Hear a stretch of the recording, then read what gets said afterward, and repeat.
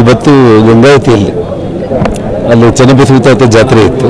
ಆ ಜಾತ್ರೆಗೆ ನಾನು ಹೋಗಿದ್ದೆ. ನಾನು ಅಲ್ಲಿ ಹೋಗಿ ನಾನು ವಾಪಸ್ ಬರುವಂಥ ಸಂದರ್ಭದಲ್ಲಿ ನನಗೆ ಫೋನ್ ಬಂತು, ಈ ರೀತಿ ನಾರಾ ಭರತ್ ರೆಡ್ಡಿ ಬೆಂಬಲಿಗರೆಲ್ಲರೂ ಕೂಡ ಒಂದು 30-40 ಮಂದಿ ಮನೆ ಮುಂದೆ ಬಂದು ಕೂತ್ಕೊಂಡ್ಬಿಟ್ಟು ಕುರ್ಜಿಗಳು ಹಾಕೊಂಡ್ಬಿಟ್ಟು ಪ್ರೈವೇಟ್ ಗನ್ಮೆನ್ಗಳನ್ನೆಲ್ಲ ಕರ್ಕೊಂಡ್ಬಿಟ್ಟು ಮನೆ ಮುಂದೆ ಪೋಸ್ಟರ್ಸ್ ಹಾಕ್ತಾ ಇದ್ದಾರೆ ಅಂತೇಳಿ, ಬ್ಯಾನರ್ಸ್ ಹಾಕ್ತಾ ಇದ್ದಾರೆ ಅಂತೇಳಿ.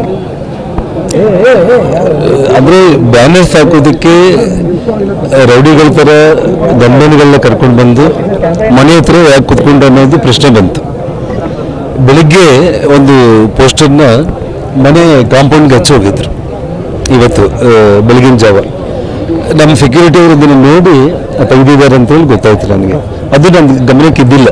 ನಾನು ಬಂದು ಗಂಗಾವತಿ ಹೋಗಿ ಬರೋದ್ರೊಳಗಡೆ ಸಂಜೆ ಹೊತ್ತಿಗೆ ಈ ರೀತಿ ಅವನು ಸತೀಶ್ ರೆಡ್ಡಿ ಅಂತೇಳಿ, ನಾರಾ ಭರತ್ ರೆಡ್ಡಿಗೆ ಪೂರ್ತಿ ಬಲಗೈ ಬಂಟ ಅಂತೇಳಿ ಹೇಳ್ತಾರೆ, ಅವನು ಗನ್ಮೆನ್ಗಳನ್ನೆಲ್ಲ ಕರ್ಕೊಂಡು ಬಂದು 40 ಮಂದಿ ಚಾನಲ್ ಶೇಖರ್ ಅಂತೇಳಿ ಇವರೆಲ್ಲ ಬಂದು ಮನೆ ಮುಂದೆ ಕೂತ್ಕೊಂಡು ನಮ್ಮ ಸೆಕ್ಯೂರಿಟಿ ಅವ್ರು ಹೋಗಿ ಮನೆ ಮುಂದೆ ಹೆಂಗೆ ಚೇರ್ ಹಾಕೊಂಡು ಕೊಡ್ತೀರಂತಂದ್ರು ಕೂಡ ಅವ್ರನ್ನ ಸ್ವಲ್ಪ ಕಪಾಲಕ್ಕೆ ಕೊಡ್ದು ಗನ್ಮೆನ್ಗಳನ್ನು ಸ್ವಲ್ಪ ದೌರ್ಜನ್ಯ ಎಸಗಿದ್ರು. ಅಂದರೆ ಅವ್ರ ಉದ್ದೇಶ ಏನಿತ್ತು ಅಂದರೆ ಮನೆ ಹತ್ರ ಬಂದು ಗಲಾಟೆ ಮಾಡಿ ತಡ್ಕೋಬೇಕನ್ನೋದಿತ್ತು.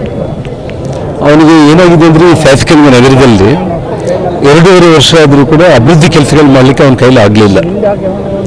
ಒಂದು ವಾಲ್ಮೀಕಿ ಸ್ಟ್ಯಾಚ್ಯೂ ಕೂಡಿಸ್ತಾ ಇದ್ದಾನೆ, ಇಡೀ ಸಿಟಿಯಲ್ಲೇ ಆರ್ಭಾಟ ಮಾಡ್ತಾ ಇದ್ದಾನೆ. ಅದ್ರ ಬಗ್ಗೆ ನಾವು ತಲೆ ಕೆಡಿಸ್ಕೊಂಡಿಲ್ಲ. ಕಾರಣ ಏನಂದರೆ, ಸುಮಾರು ನಾನು ಮಂತ್ರಿಯಾಗಿರುವಂಥ ಸಂದರ್ಭದಲ್ಲಿ, ಶ್ರೀರಾಮುಲು ಮಂತ್ರಿಯಾಗಿರುವಂಥ ಸಂದರ್ಭದಲ್ಲಿ 8 ಕೋಟಿಯಲ್ಲಿ ವಾಲ್ಮೀಕಿ ಭವನ ಕಟ್ಟಿದ್ದಂಥವ್ರು ನಾವು. 20 ಅಡಿ ವಾಲ್ಮೀಕಿ ವಿಗ್ರಹ ನಾವು ಸ್ಥಾಪನೆ ಮಾಡಿರುವಂಥವ್ರು ನಾವು, 20 ಅಡಿ. ಮತ್ತು ವಾಲ್ಮೀಕಿ ಸರ್ಕಲ್ ಅಂತ ಇವತ್ತೇನಿದೆ, SP ಸರ್ಕಲ್ ಅಂತ ಇದ್ದಿದ್ದನ್ನು ಮುನ್ಸಿಪಾಲಿಟಿ ನಮಗೆ ಅಧಿಕಾರದಲ್ಲಿದ್ದಾಗ ವಾಲ್ಮೀಕಿ ವೃತ್ತ ಅಂತ ಮಾಡಿ ವಾಲ್ಮೀಕಿ ಪುತ್ಥಳಿಯಿಂದ ಅಲ್ಲಿಟ್ಟರೆ ಕಳೆದ 15 ವರ್ಷಗಳಿಂದ ಎಲ್ಲ ಮಾಧ್ಯಮ ಸ್ನೇಹಿತರು ನೀವೇ ನೋಡ್ತಾ ಇದ್ದೀರಿ, ಆ ಮೂರ್ತಿಗೆ ಪೂಜೆ ಸಲ್ಲಿಸ್ತಾ ಇರುವಂಥದ್ದು.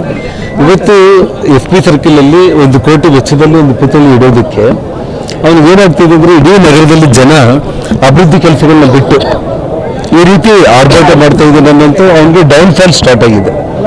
ಆ ಭಯದಲ್ಲಿ ಅಂದರೆ ಸುಮ್ಮನೆ ತಡ್ಕೋಬೇಕು, ಗಲಾಟೆಗಳು ಮಾಡಿಸ್ಕೋಬೇಕು ಅಂತೇಳಿ ಯಾವನಾದ್ರೂ ಕೂಡ ಒಬ್ಬ ಬುದ್ಧಿ ಇರುವಂಥವ್ರು ಮನೆ ಹತ್ರ ಬಂದು ಚೇರುಗಳು ಹಾಕೊಂಡು ಬಂದು ಇವತ್ತು ಕೊಡ್ತಾನೆ ಅಂತಂದರೆ ನಾವು ಸುಮ್ಮನೆ ಕೊಡ್ಲಿಕ್ಕೆ ಹೇಗಾಗುತ್ತೆ? ಪೊಲೀಸರಿಗೆ ನಮ್ಮವ್ರು ಇಂಟಿಮೇಷನ್ ಮಾಡಿದರೆ ಪೊಲೀಸರು ಬಂದರೂ ಕೂಡ DSP ಬಂದಿದ್ರು ಪಾಪ, ಪೊಲೀಸರು ಎಲ್ಲರೂ ಕರ್ಕೊಂಡು. ಅಷ್ಟೊತ್ತಿಗೆ ನಾನು ರೀಚ್ ಆದೆ. ಶ್ರೀರಾಮುಲು ಅವ್ರು ಹೋಗ್ಬಿಟ್ಟು ಈ ರೀತಿ ಮನೆ ಹತ್ರ ಬಂದು ಗಲಾಟೆ ಮಾಡೋದು ಸರಿ ಇಲ್ಲ, ನೀನು ಕುಡ್ದಿದ್ದೀನಿ, ನೀನು ಡ್ರಿಂಕ್ಸ್ ಎಲ್ಲ ತಗೊಂಡಿದ್ದೀನಿ, ನೀನು ಇದು ಪದ್ಧತಿ ಅಲ್ಲ, ಈ ರೀತಿ ಬಂದು ರೌಡಿ ಮಾಡೋದು, ಫಸ್ಟ್ ಇಲ್ಲಿಂದ ನೀವು ಖಾಲಿ ಮಾಡಿ ಹೋಗ್ರಪ್ಪ ಅಂತೇಳಿ ಭಾಳ ಗೌರವದಿಂದ ಶ್ರೀರಾಮುಲು ಅವನಿಗೆ ಹೇಳಿದ್ದಾನೆ. ಹೇಳಿದ್ರು ಕೂಡ ಅವನು ಕೇಳಿಲ್ಲ. ಕೇಳಿದೇನೆ ಇನ್ನು ಜನ, ನಾನು ಗಂಗಾವತಿಯಿಂದ ರೀಚ್ ಆಗೋದ್ರೊಳಗಡೆ ಸಾವಿರಾರು ಸಂಖ್ಯೆಯಲ್ಲಿ ನಮ್ಮ ಬೆಂಬಲಿಗರು ಬಂದುಬಿಟ್ರು. ಪೊಲೀಸರು ಕೂಡ ಕೈ ಮೀರುವಂಥ ಒಂದು ಪರಿಸ್ಥಿತಿ ಬಂತು. ಕೊನೆಗೆ ಅವನು ಕಲ್ಲುಗಳು ತಗೊಂಡು, ಆದರೆ ಎಲ್ಲ ರೆಡಿಯಾಗಿ ಬಂದಿದ್ದಾರೆ ಅವರು. ಆ ಕಡೆ ಅವರೊಂದು 100-200 ಮಂದಿನ ಕರೆಸ್ಕೊಂಡ್ಬಿಟ್ಟು ಮನೆ ಮೇಲೆ ಈ ಕಡೆ ಎಲ್ಲ ಕೂಡ ಕಲ್ಲು ತೂರಾಟ ಮಾಡಿದ್ರು.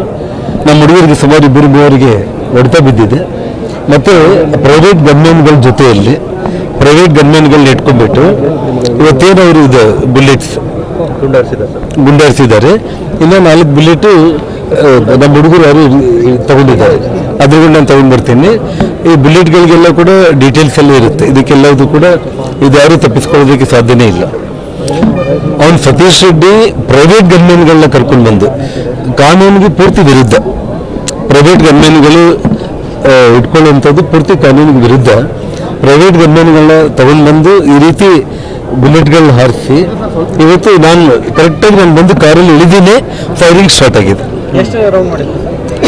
ಬಹಳ ರೌಂಡ್ಗಳು ನಮ್ಮವರು ಮೋಸ್ಟ್ಲಿ ವಿಡಿಯೋ ಕೂಡ ಮಾಡಿರ್ಬೇಕಂತ ಅನ್ಕೊಳ್ತೀನಿ.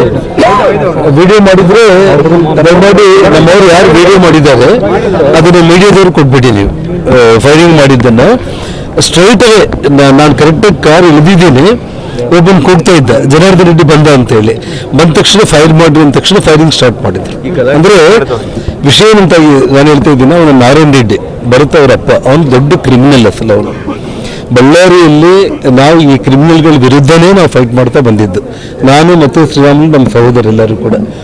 ಈ ಕ್ರಿಮಿನಲ್ಸು, ರೌಡಿ ಗ್ಯಾಂಗ್ಗಳು, ಇವಾಗ ಅವನ ಹಿಂದೆ ಮರ್ಡರರ್ಸ್ನೆಲ್ಲ ಇಟ್ಕೊಂಡಿದ್ದಾನೆ. ಅವನು ಭರತ್ ಮರ್ಡರರ್ಸ್ ಇಟ್ಕೊಂಡಿದ್ದಾನೆ, ಕೂಲಿಗಳು ಮಾಡೋರ್ನ ಇಟ್ಕೊಂಡಿದ್ದಾನೆ.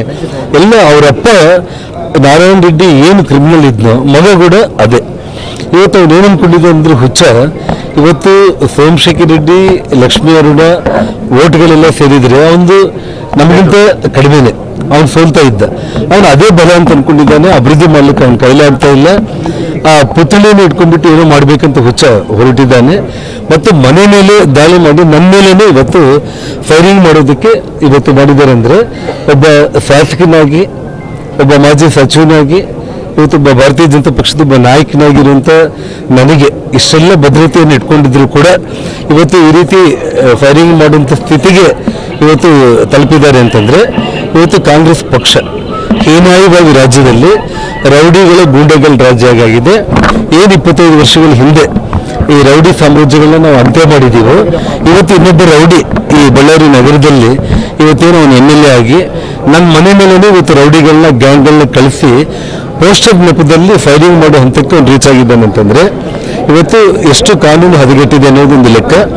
ಇವತ್ತು ಶೋಭಾ ರಾಣಿ SP ಅವರು ಇವತ್ತು ವಾಲಂಟ್ರಿಯಾಗಿ ಅವರು ಟ್ರಾನ್ಸ್ಫರ್ ತಗೊಂಡು ಬಳ್ಳಾರಿ ನನ್ನ ಕೈಯಲ್ಲಿ ಆಗಲ್ಲ ಅಂತೇಳಿ, ಯಾಕಂದರೆ ಅವರು ಈ ಕ್ಲಬ್ಗಳು, ಗಾಂಜಾಗಳು, ಬಟ್ಕಗಳು, ಉಸುಗ್ಗಳು, ಕಾಂಟ್ರಾಕ್ಟ್ಸ್ ಎಲ್ಲ ಫ್ರಾಡ್ಗಳನ್ನು, ಕ್ರಿಮಿನಲ್ಸನ್ನು ಅವರು ಅರೆಸ್ಟ್ ಮಾಡಲಿಕ್ಕೆ ಅಂತ ಹೋಗಬೇಕು. ಮೇಲೆಯಿಂದ ಇವರು ಫೋನ್ ಮಾಡೋದು, ಅಲ್ಲಿಂದ ಗೃಹ ಮಂತ್ರಿಗಳು, ಉಪಮುಖ್ಯಮಂತ್ರಿಗಳು, ಮುಖ್ಯಮಂತ್ರಿಗಳಿಂದ ಫೋನ್ಗಳು, ಅವ್ರ SP ನಮಗೆ ಸಾಕಾಗಿ ಹೋಗಿದೆ ಅಂತ ಹೇಳ್ಬಿಟ್ಟು, ಮತ್ತು ನಾವು ಯಾರು ಇಂಟರ್ಫಿಯರ್ ಆಗ್ತಾ ಇಲ್ಲ. ನಾವು ನೋಡೋಣ, ಪೊಲೀಸರು ತಾವೇ ಪತ್ರಕರ್ತರು ನೋಡ್ತಾ ಇದ್ದೀರಿ.